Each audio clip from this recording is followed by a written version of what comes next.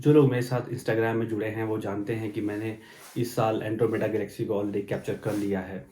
लेकिन उसके साथ एक बड़ी समस्या हो गई थी कि हालांकि मेरे पास तकरीबन 5-6 घंटे का काफ़ी अच्छा डेटा था, लेकिन वो डेटा काफ़ी हद तक ग्रेडियंट से अफेक्टेड था। इतना ज़्यादा ग्रेडियंट था कि मैं उसको कुछ भी नहीं कर सकता, बिल्कुल भी ठीक नहीं कर सकता, यहाँ तक कि पिक्स इनसाइट्स उसको करेक्ट नहीं कर पा रहा था। तो फिर इस बार मैं सोच रहा हूँ कि मैं कहीं दूर जाऊँ, अपने गांव जाऊँ, वहाँ पर ग्रेडियंट्स नहीं हैं, और इस साल एक बार और एंड्रोमेडा गैलेक्सी को कैप्चर करने की कोशिश करूँ। और मैं ये कोशिश करूँगा कि एंड्रोमेडा गैलेक्सी की मैं तकरीबन उतना ही और डेटा इकट्ठा कर लूँ। उतना नहीं होगा तो अगर ग्रेडेड नहीं है तो भी मेरा तकरीबन 2-3 घंटे का डेटा काफ़ी हो जाना चाहिए। तो मैं जा रहा हूँ गाँव एंड्रोमेडा गैलेक्सी को कैप्चर करने के लिए।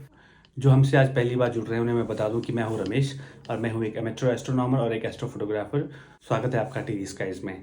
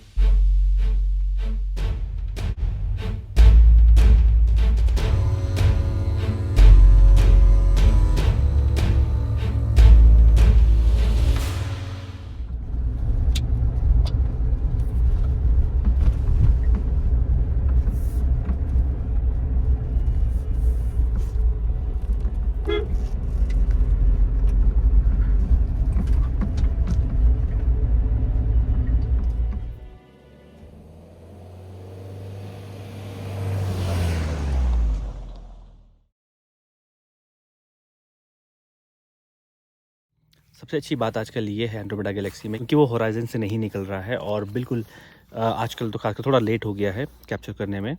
तो मेरिडियन को उसने क्रॉस कर लिया है ऑलरेडी। तो जैसे ही अंधेरा होगा तो वो ऑलरेडी मेरिडियन को क्रॉस कर चुकी होती है। तो वहाँ पर से मैं इसको कैप्चर करने की कोशिश करूँगा। एडवांटेज ये होगा कि लाइट पोल्यूशन कम मिलेगा, क्योंकि एकदम जो टेलीस्कोप है वो एकदम मेरिडियन की तरफ को होगा, तो लाइट पोल्यूशन कम होगा। काफ़ी अच्छी उसकी उम्मीद है रहने की। तो आपको मैं दिखाऊं तो एंड्रोमेडा गैलेक्सी लगभग यहाँ पर मेरिडियन में होगी। आप देख सकते हैं ये सामने पे, ये जो है जहाँ पे सनसेट हो रहा है, यहाँ पे ये टिहरी टाउन है, तो इसका जो लाइट ग्लो होता है वो तकरीबन यहाँ तक रहता है। तो लगभग आधा मेरे पास उसका पाथ है। तो मतलब सेट होने तक मैं इसको कैप्चर नहीं करूँगा। मैं बस जो है ये अगर मेरिडियन है यहाँ पे, तो मैं सिर्फ यहाँ तक ही इसको कैप्चर करूँगा, क्योंकि इतना पूरा एरिया शहर से लेके यहाँ तक का पूरा एरिया, जो वहाँ का स्काई ग्लो है, जो लाइट पोल्यूशन है उसके ग्लो से पूरा चमकता रहता है, तो उससे ग्रेडेड आने की संभावना है।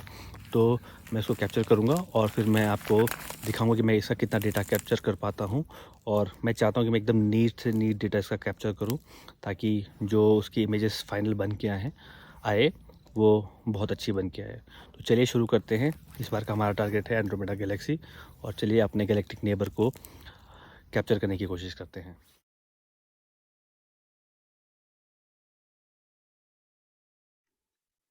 तो मैं अपना टेलीस्कोप यहाँ आंगन में ही लगाने वाला हूँ। पहले मैं सोच रहा था कि मैं छत में अपने टेलीस्कोप को लगाऊं, लेकिन क्योंकि टारगेट मेरिडियन पे है तो मुझे कोई इतनी दिक्कत नहीं होगी। मैं छत में तभी लगाता अगर टारगेट कहीं होराइजन के आसपास होता। अभी तो फ़िलहाल मुझे यहाँ पे पोलैरिस ढूंढने में थोड़ी समस्या आ रही है, लेकिन मुझे वो लगभग मिल चुका है। तो मैं सबसे पहले अपने टेलीस्कोप को रफली पोलर अलाइन कर लेता हूँ, बस देख के कहीं पे सेंटर में पोलैरिस को रख लूँगा, और इतना ही अभी फ़िलहाल के लिए काफ़ी होगा। बाकी काम तो नीना पोलर अलाइनमेंट कर लेगा। तो जहाँ तक टेलीस्कोप का सवाल है, तो मेरा ये टेलीस्कोप रहने वाला है मेरा रेड कैट 51। इसके अंदर मैंने लगाया हुआ है ऑप्टोलॉन्ग का एल प्रो फ़िल्टर। माउंट मेरा है आईऑप्ट्रॉन का स्मार्ट क्यूब प्रो, और कैमरा है 533 M C pro. Red Cat के ऊपर लगा हुआ है ZWO का 30 mm गाइड स्कोप और ZWO का 120 मिनी मोनोक्रोम कैमरा। तो सारी वायरिंग के बाद सबसे पहले इसको बैलेंस करना बहुत ज़रूरी है, सही गाइडिंग के लिए, तो मैंने इसको अच्छी तरीके से बैलेंस कर लिया है।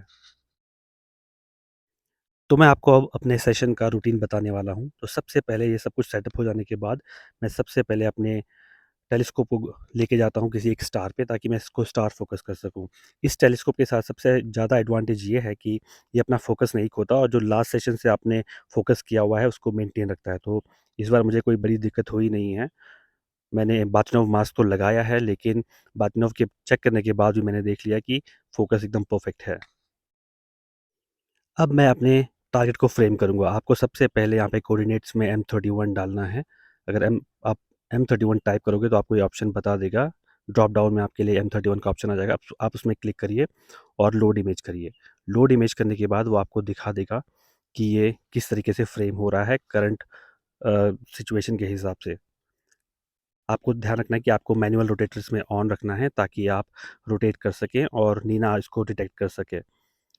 अब आप दोबारा से फ्रेमिंग में जाइए और यहाँ पर क्लिक करिए, तो आपको ये बता देगा प्लेट सॉल्व करके कि आप फ्रेमिंग पोजीशन कैसी है।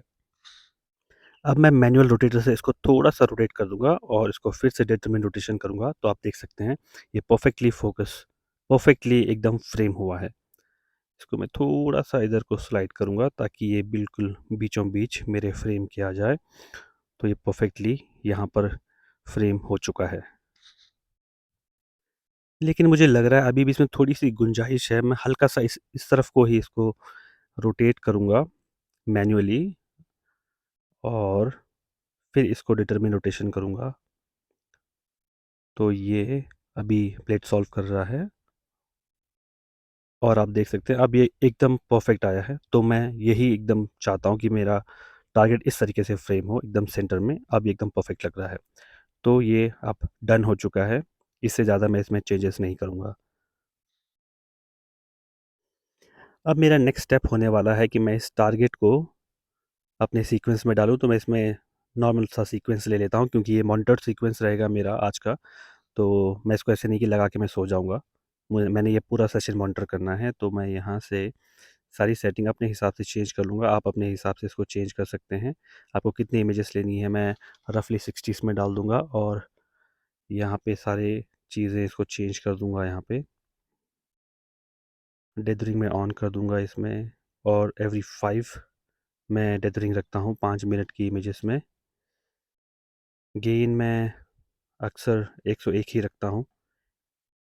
ये टारगेट इतना ज़्यादा ब्राइट भी नहीं है, तो गेन नॉर्मल रहेगा। टारगेट में यहाँ पे मैं सब कुछ ऑन कर दूँगा इसको,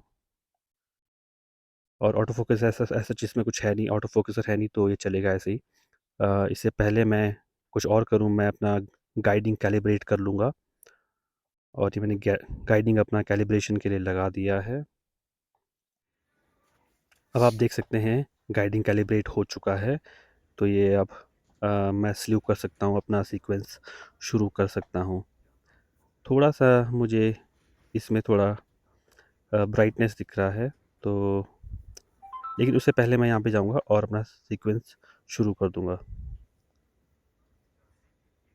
सीक्वेंस शुरू करके, अरे! मैंने गाइडिंग तो इसमें कनेक्ट करी ही नहीं है। तो चलिए कोई बात नहीं, अच्छी बात ये है कि ये हमें प्रॉम्प्ट दे देता है। तो मैं यहाँ से गाइडिंग ऑन कर दूँगा, तो मेरा PHD-2 इसमें कनेक्ट हो चुका है।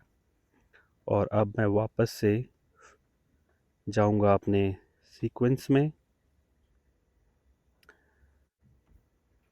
और यहाँ से सीक्वेंस ऑन कर दूँगा। ओह! एक बड़ी समस्या हो गई है कि मैंने इसमें अपना कैमरा कूलिंग ऑन नहीं किया। यूजुअली मैं स्टार्टिंग में ही आ जाता हूँ और अपने कैमरे को यहाँ से जैसे ही मैं सब कुछ कनेक्ट करता हूँ, उसी समय ही कूलिंग ऑन कर देता हूँ, क्योंकि कूलिंग में ही तकरीबन 4-5 मिनट लग जाते हैं। तो चलिए, अब कूलिंग पूरी हो चुकी है, तो आप देख सकते हैं कि क्योंकि मैंने सीक्वेंस ऑन कर दिया था, तो ये प्लेट सॉल्व कर रहा है टारगेट की तरफ जाकर, और अब ये टारगेट को सेंटर करने की कोशिश करेगा 3 अटेम्प्ट्स में।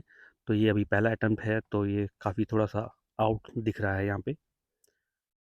उसके बाद ये दूसरा अटेम्प्ट करेगा, और मुझे उम्मीद है कि दूसरे अटेम्प्ट में ये काफ़ी क्लोज़ होगा टारगेट के। आप देख सकते हैं 5 सेकंड का मैंने इसमें एक्सपोज़र लिया है। अब आप देख सकते हैं ये 5 सेकंड का एक्सपोज़र है एंड्रोमेडा गैलेक्सी का, जो कि एकदम सेंटर है। गाइडिंग में मुझे थोड़ा ब्राइटनेस इसमें दिख रहा है, तो मैं इसको, और मैं चाहता हूँ कि 5 सेकंड की, सॉरी 0.5 सेकंड की मेरी गाइडिंग हो, और मैं इसको थोड़ा सा डार्क कर दूंगा कुछ इस तरीके से।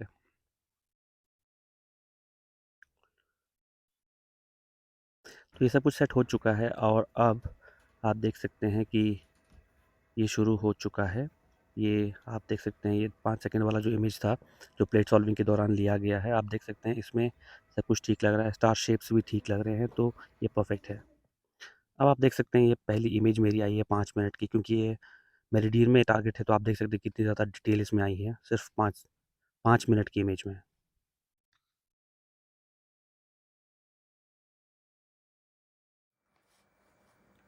2 ढाई घंटे की इमेजेस लेने के बाद ही मुझे कुछ इसमें फ़र्क दिखने लगा है। तो मैं अगर आपको दिखाऊँ पहली इमेज में कितनी ज़्यादा डिटेल थी, और अब जो लेटेस्ट जो इमेज आई है उसमें देखिए कितनी कम डिटेल है। तो इससे मालूम पड़ रहा है ये होराइज़न की तरफ बढ़ रहा है टारगेट, इस वजह से समस्या आ रही है। तो मैंने अपना सेशन यहाँ पे बंद कर दिया है, और मैं आज पहली बार अपने टेलीस्कोप को बाहर छोड़ूँगा। इसके लिए मैंने इसका ढक्कन लगा दिया है, और मेरे पास एक प्लास्टिक है जिसको मैं यूज़ करूँगा इसको ढकने के लिए, और मैं ये उम्मीद करूँगा कि ड्यू इसके अंदर ना जाए इस प्लास्टिक को लगाने के बाद। तो चलिए यहाँ पे अपना सेशन मैं एंड करता हूँ। ज़्यादा समय नहीं हुआ है, 10:30-11 बज रहे हैं, लेकिन आजकल सर्दियों का टाइम है, तो गाँव में तो एकदम सुनसान हो जाता है 8-9 बजे ही। अभी के लिए इतना ही काफ़ी है। तो ये मैंने ढक दिया है, और आपसे मिलते हैं कल सुबह। ये सब मैंने ढका दिए हैं, कोशिश कर रहा हूँ कि ये सब इस प्लास्टिक के नीचे रहे, और मैं अपना सिस्टम सब अंदर से बंद कर दूँगा।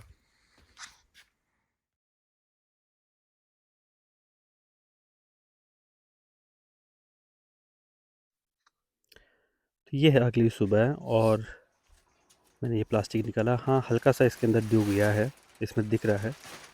कोई बात नहीं है, मैं ये अपने रुमाल से और ये अपनी बेटी के रबड़ से इसको लगा दूँगा इस तरीके से, और स्काई फ्लैट्स ले लूँगा।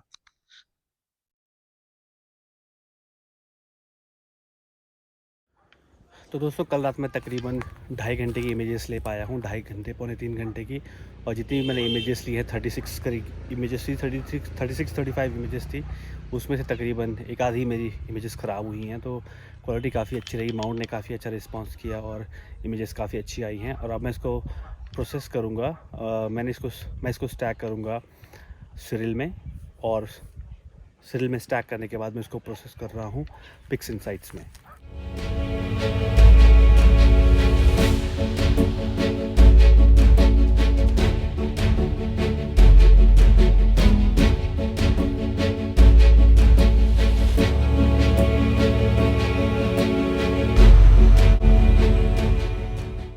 तो दोस्तों, मैंने जो पूरी इमेजेस थी उसको स्टैक किया, उसको प्रोसेस कर लिया है। अब आपको मैं रिज़ल्ट दिखाने वाला हूँ। लेकिन उससे पहले मैं आपको बता दूँ कि अगर आपको मेरा चैनल पसंद आता है, मेरे कंटेंट्स पसंद आते हैं, तो प्लीज़ मेरे चैनल को लाइक करें, सब्सक्राइब करें, और अपने दोस्तों के साथ में शेयर करें।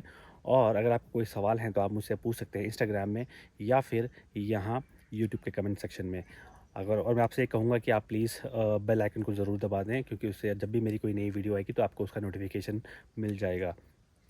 तो समय आ गया है कि मैं आपको डेटा दिखाऊं, लेकिन उससे पहले मैं आपको बता दूं कि ये इमेज फाइनल नहीं है, क्योंकि ये काफ़ी एक नीट डेटा से इमेज बनकर आई हैं। तो मैं साल दर साल इसमें और डेटा इकट्ठा करता जाऊंगा, और फिर उसके बाद तब देखूंगा कि ये किस तरीके से बनकर आता है। लेकिन इस साल के लिए ये डेटा काफ़ी है। और आप मुझे बताइए इमेजेस देखने के बाद कि मेरा गाँव आना सफल रहा या नहीं रहा। आपसे मिलते हैं अगली बार।